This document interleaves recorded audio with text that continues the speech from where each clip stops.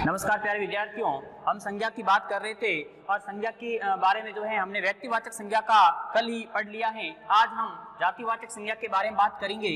तो दूसरा भेद हमारा है जातिवाचक संज्ञा। जातिवाचक संज्ञा, देखिए विद्यार्थियों, जातिवाचक नाम से स्पष्ट है वे शब्द जो किसी व्यक्ति, वस्तु अथवा स्थान की पूरी जाति या समुदाय का बोध कराते हैं, ऐसे शब्दों को हम जातिवाचक संज्ञा कहते हैं। देखिए विद्यार्थियों, वे शब्द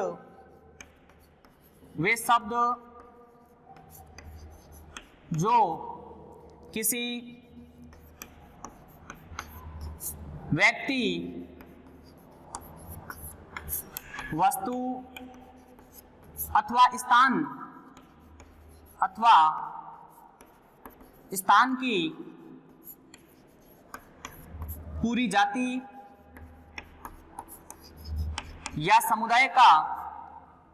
जाति या समुदाय का बोध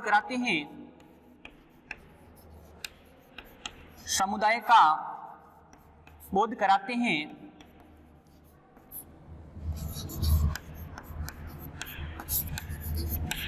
उसे जातिवाचक संज्ञा कहते हैं। उसे जातिवाचक संज्ञा कहते हैं। विद्यार्थियों समझने का प्रयास करिएगा। वे शब्द जो किसी व्यक्ति, वस्तु अथवा स्थान की पूरी जाति का बोध कराएंगे, उन्हें हम जातिवाचक संज्ञा कहते हैं। जैसे उदाहरण देखते हैं, जैसे बालक, यहां पर बालक एक जाति का बोध करा रहा है। बालक के अंतर्गत हम अगर किसी का नाम देखें तो व्यक्तिवाचक हो जाएगा। अगर बालक के अंदर हम राम का नाम लेते हैं तो व्यक्तिवाचक हो जाएगा, बालक एक जाति है। उसी प्रकार से मैं लिख दूं मनुष्य, मैंने लिखा मनुष्य, मैंने लिखा नदी, क्योंकि नदियां तमाम, ये ध्यान रखना है जातिवाचक संज्ञा जो है हमेशा बहुवचन में आती है, यानी एक नहीं बल्कि अनेक होते हैं शब्द। यानी मनुष्य है, मनुष्य कोई एक प्राणी है, तो ये एक जाति का बोध हो रहा है। नदी है, ये भी एक जाति का बोध हो रहा है यहाँ पर। उसके बाद में जैसे मैं लिखूं पुस्तक, और पुस्तक तो बहुत सारी पुस्तकें होती हैं, तो अनेक का बोध हो रहा है, या एक का न होकर के बल्कि अनेक का जहां बोध होगा वहां जातिवाचक संज्ञा होती है। और जैसे मैं लिखूं पहाड़, मैं लिखूं विद्यालय, मैं लिखूं पंखा, मैं लिख दूं मशीन इत्यादि। विद्यार्थियों, कहने का तात्पर्य यह है कि वे शब्द जो किसी व्यक्ति, वस्तु अथवा स्थान की पूरी जाति या समुदाय का बोध कराएंगे, ऐसे शब्दों को हम जातिवाचक के अंतर्गत रख सकते हैं। बालक, मनुष्य, नदी, पुस्तक, पहाड़, विद्यालय, पंखा, मशीन इत्यादि और भी तमाम शब्द हैं। मैंने आपको पढ़ाते समय बताया था कि इस संसार में जितने भी नाम हैं, सभी नाम जो हैं संज्ञा के अंतर्गत आएंगे। तो कहने का तात्पर्य यह है कि जातिवाचक संज्ञा होती है, इसमें पूरे समुदाय का बोध होता है और ये हमेशा बहुवचन में प्रयुक्त किया जाता है, बल्कि एक ना होकर के अनेक होता है। तो देखिए विद्यार्थियों, ये तो जातिवाचक संज्ञा की हमने बात की। अब कुछ नियम हैं जो बहुत महत्वपूर्ण है, सभी विद्यार्थी इस पर ध्यान देंगे कि जातिवाचक संज्ञा की हम पहचान कैसे करें, उसके लिए कुछ विशेष नियम है। तो सभी विद्यार्थी उस पर ध्यान देंगे और समझने का प्रयास भी करेंगे। जातिवाचक संज्ञा को पहचानने के कुछ नियम हैं, तो नियमों को ध्यान दीजिए विद्यार्थियों। कौन कौन से नियम जो हैं जातिवाचक संज्ञा को पहचानने के लिए हैं? तो जातिवाचक संज्ञा की पहचान के नियम, जातिवाचक संज्ञा की पहचान के नियम, पहचान के नियम,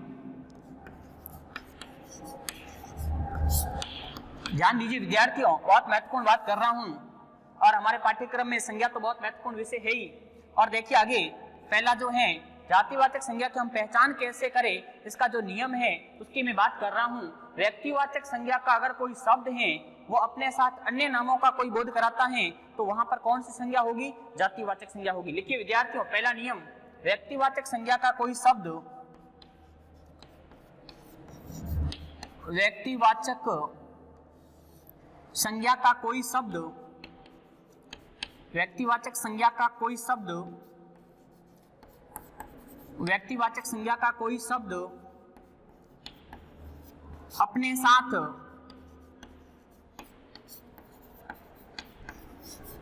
अन्य नामों का बोध कराता है, अन्य नामों का बोध कराता है,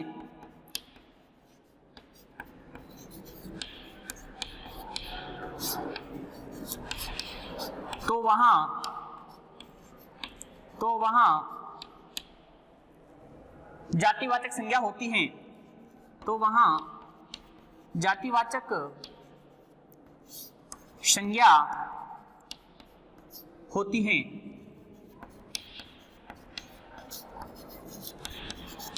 देखिए विद्यार्थियों, पहला नियम, व्यक्तिवाचक संज्ञा का कोई शब्द है अगर वो अपने साथ अन्य नामों का बोध करवा रहा है तो विद्यार्थियों वहां पर कौन सी संज्ञा होगी? जातिवाचक संज्ञा होगी। जैसे समझने का प्रयास करते हैं विद्यार्थियों, पहला उदाहरण, जैसे मैं कहूं व्यक्तिवाचक संज्ञा कोई शब्द है वो अपने साथ कोई अन्य नामों का बोध कराएगा। जैसे मैं एक उदाहरण देखता हूं, भारत में अनेक जयचंद हैं, भारत में अनेक जयचंद हैं।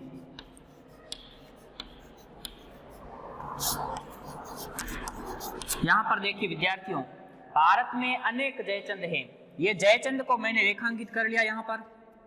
अब आपसे पूछा जाए कि जयचंद में कौन सी संज्ञा है, तो अब आप व्यक्तिवाचक आप बताएंगे, लेकिन व्यक्तिवाचक नहीं होगा, क्योंकि यहाँ पर फिर भारत में पूछा जाए तो इसमें व्यक्तिवाचक हो सकती है, लेकिन भारत में अनेक जयचंद है। यहाँ पर जो है एक जयचंद की विशेषता है और कि वो देशद्रोही है, उसकी विशेषता यहाँ पर बताई गई है कि भारत में अनेक जयचंद हैं। तो ये जयचंद जो है देशद्रोही का बोध करा रहा है। यहाँ पर किसका करवा रहा है? देशद्रोही के रूप में आया है, देशद्रोही के रूप में जो है जयचंद का यहाँ बोध हो रहा है। इसलिए जयचंद शब्द के अंदर जो है कौन सी संज्ञा होगी? जातिवाचक होगी। कौन सी संज्ञा होगी विद्यार्थियों? जातिवाचक। क्यों होगी?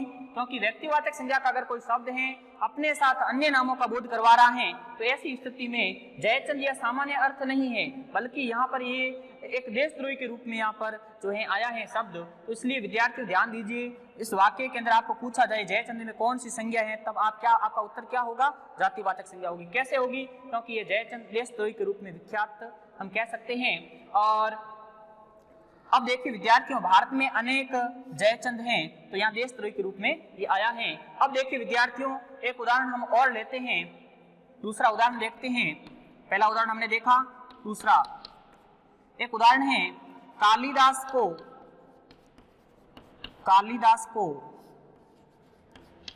भारत का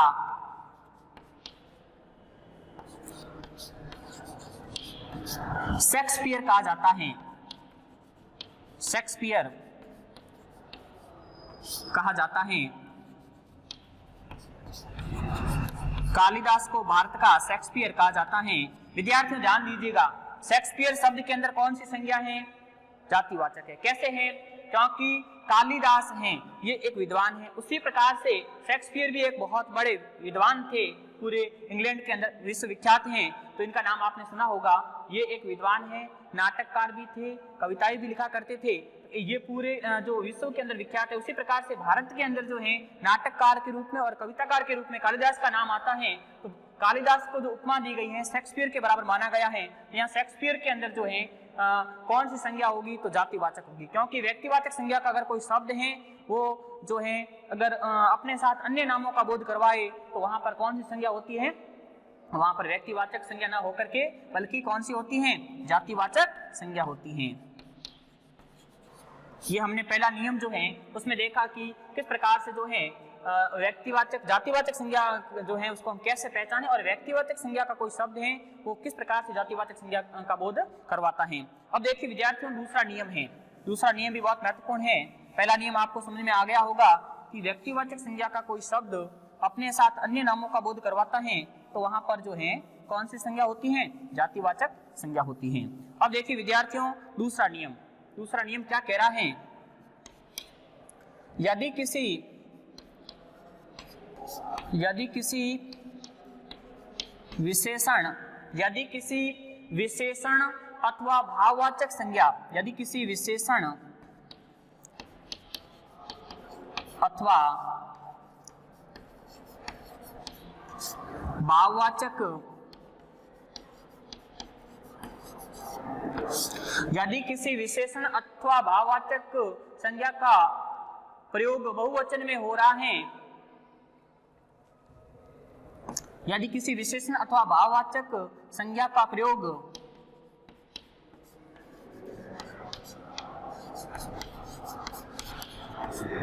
बहुवचन में होता है,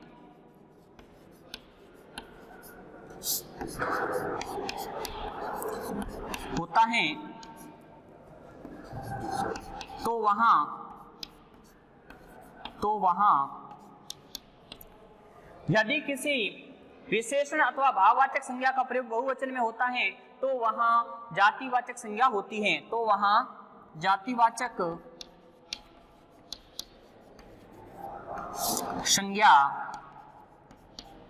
होती है। देखिए विद्यार्थियों, हमने लिखा है यदि किसी विशेषण अथवा भाववाचक संज्ञा का प्रयोग बहुवचन में होता है तो वहां जातिवाचक संज्ञा होती है, क्योंकि विशेषण और भाववाचक संज्ञा हमेशा एक वचन में प्रयुक्त होती है, क्योंकि विशेषण अथवा भाववाचक संज्ञा का प्रयोग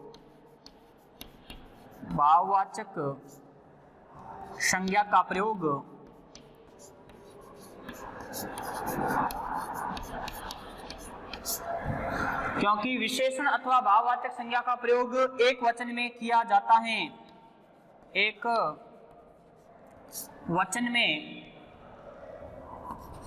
किया जाता है।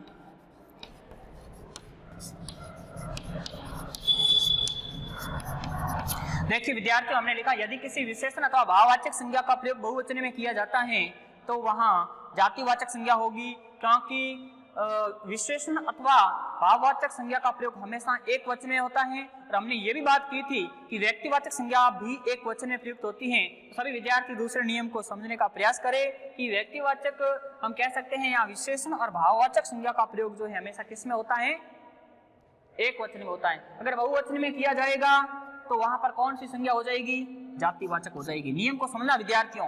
अब मैं उदाहरण देखता हूं, जैसे अब देखिए विद्यार्थियों, इसमें हम उदाहरण देख रहे हैं और उदाहरण में हम देखेंगे शहर में आजकल चोरियां बहुत हो रही हैं। शहर में आजकल चोरियां बहुत हो रही हैं। शहर में आजकल चोरियां बहुत हो रही हैं। ध्यान दीजिए विद्यार्थियों, वाक्य पर ध्यान दीजिएगा। शहर में आज चोरियां बहुत हो रही हैं। यहाँ शब्द आया है चोरियां। चोरियां शब्द हैं, इसमें हम तीन रूप में देखते हैं। पहला शब्द चोर, दूसरा शब्द चोरी और तीसरा शब्द है चोरियां। चोर शब्द से चोरी भी बनता है, चोरियां बनता है। चोर शब्द क्या है, विशेषण है। क्या है, विशेषण है। चोरी शब्द भाव है। क्या है, चोरी भाववाचक संज्ञा है। चोरी करना क्या है, भाववाचक संज्ञा है। और चोरी से ही क्या बना है, इसका चोरी से बहुवचन क्या बना, चोरियां। क्या बना, चोरियां। तो ये हो गया जातिवाचक संज्ञा। चोर विशेषण था, उससे में ई प्रत्यय लग करके भाववाचक संज्ञा बनी। उसी प्रकार से चोरी का अगर हमने बहुवचन किया, वचन परिवर्तन किया तो चोरियां बन गया। यदि कोई भाववाचक संज्ञा का प्रयोग बहुवचन में कर दिया जाए, ये भाववाचक संज्ञा थी चोरी, इसका प्रयोग बहुवचन में चोरियां हो गया, ये कौन सी संज्ञा बन गई विद्यार्थियों, जातिवाचक बन गई। शहर में आजकल चोरियां बहुत हो रही हैं। ये चोरी शब्द जो है ये जाति, हम कह सकते हैं कि ये भाववाचक शब्द था चोरी, और उसमें हमने इसको वचन परिवर्तन करके इसको बहुवचन बनाया, तो ये शब्द क्या बन गया, जातिवाचक संज्ञा बन गया। अब एक उदाहरण और देखिए, एक उदाहरण बहुत महत्वपूर्ण विद्यार्थियों बात कर रहा हूं। अमीरों से दूर रहिए। अमीरों से दूर रहो। शब्द है अमीर, अमीरों शब्द हैं। ये भी जो है अमीर शब्द कैसे बना है? अमीर जो है ये अमीर, ये होता है अमीरी, और अमीर का बहुवचन करते ही हम क्या बन जाता है? अमीरों। अमीर शब्द है, इसमें भी कौन सी हम कह सकते हैं कि विशेषण है। कौन सा विशेषण है? तो गुणवाचक विशेषण है। कौन सा विशेषण है? इसमें भी गुणवाचक विशेषण था, चोरी, और उसी प्रकार से अमीर में भी विशेषण है, गुणवाचक विशेषण। अब अमीरी शब्द है, ये भाववाचक है, भाववाचक संज्ञा है, और अमीरों शब्द जो है ये किसका बोध करवा रहा है? जातिवाचक का। तो ये जातिवाचक संज्ञा है। कौन सी संज्ञा है? जाति। क्योंकि अमीर से ही अगर हमने इसको जो है बहुवचन में किया तो क्या बन गया? अमीरों। और इसी प्रकार से हम कह सकते हैं कि अगर कोई भाववाचक संज्ञा का प्रयोग अगर बहुवचन में कर दिया जाए तो वहां पर कौन सी संज्ञा हो जाती है? जातिवाचक संज्ञा हो जाती है। गरीबों की सहायता करो। तीसरा उदाहरण और देखते हैं विद्यार्थियों। तीसरा उदाहरण देख रहे हैं, और पहला हमने उदाहरण यहाँ देखा था, दूसरा उधर देखा, तीसरा उदाहरण और देख रहे हैं। गरीबों की सहायता करो। गरीबों की क्या करो? सहायता करो, सहायता करो। शब्द आया है विद्यार्थियों, गरीबों की सहायता करो। अब ये गरीबों शब्द हैं, देखिए विद्यार्थियों, शब्द हैं गरीब और गरीबी, और फिर आएगा गरीबों। विद्यार्थियों ध्यान दीजिएगा, इस उदाहरण के माध्यम से हम समझने का प्रयास करते हैं। गरीब शब्द के अंदर कौन सा क्या है? गुणवाचक विशेषण। गरीबी क्या है? भाववाचक संज्ञा। क्या है विद्यार्थियों? भाववाचक संज्ञा। उसी प्रकार से गरीब से हमने अगर इसको गरीब शब्द था, यदि कोई विशेषण है उसका बहुवचन में प्रयोग कर दिया जाए, गरीब से हमने क्या बनाया? गरीबों। तो क्या बन गया विद्यार्थियों? गरीबों बन गया। तो क्या होगा इसमें? जातिवाचक संज्ञा।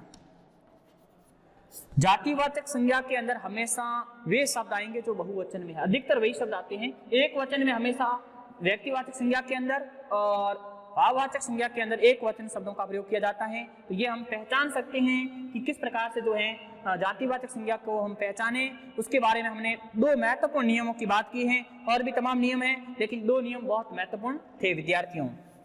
अब देखिए विद्यार्थियों, हमने संज्ञा की बात हम कर रहे हैं, और संज्ञा के हमने दो भेदों को पढ़ लिया है। अब तीसरा भेद जो है वो है भाववाचक संज्ञा। तीसरा भेद कौन सा है विद्यार्थियों? भाववाचक संज्ञा है। तीसरा भेद हमारा भाववाचक संज्ञा रहेगा। तो सभी विद्यार्थी ध्यान से देखें और समझने का प्रयास करें। भाववाचक संज्ञा जो है उसकी हम बात कर रहे हैं। तीसरा भेद हमारा है भाववाचक संज्ञा। कौन सा है? भाववाचक संज्ञा। देखिए विद्यार्थियों, नाम से ही स्पष्ट है भाव, तो लिखे इसमें वे शब्द जो किसी भाव,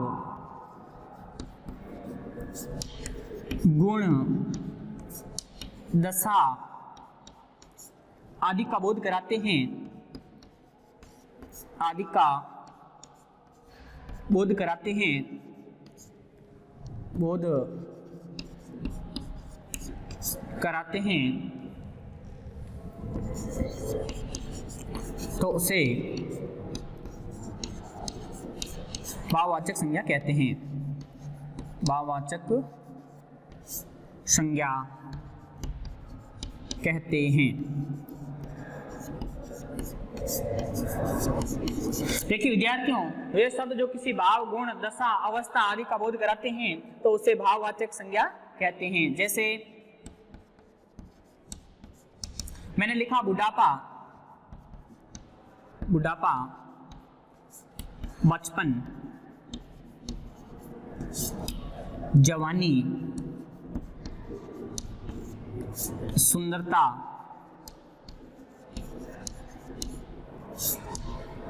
बुढ़ापा, बचपन, जवानी, सुंदरता और भी तमाम शब्द हैं विद्यार्थियों। पर आपको ध्यान रखना होगा कि जो हम किस प्रकार से जो है इस शब्दों को पहचाने। थकावट है, चढ़ाई है, थकावट,